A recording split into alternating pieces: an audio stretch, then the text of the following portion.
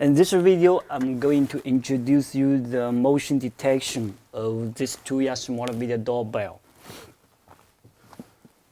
So I go to this and go to the settings, scrolling down, so we can find the menu detection alarm settings.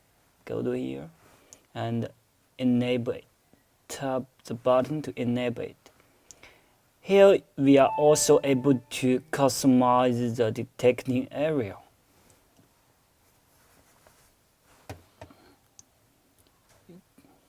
So you can use your finger to scale up,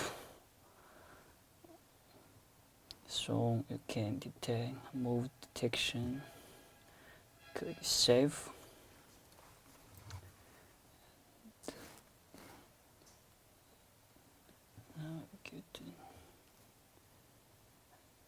Here it shows you motion alert on.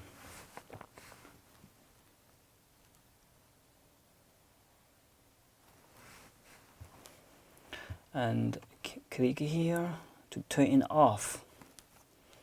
And tap it again to turn it on. So that's it.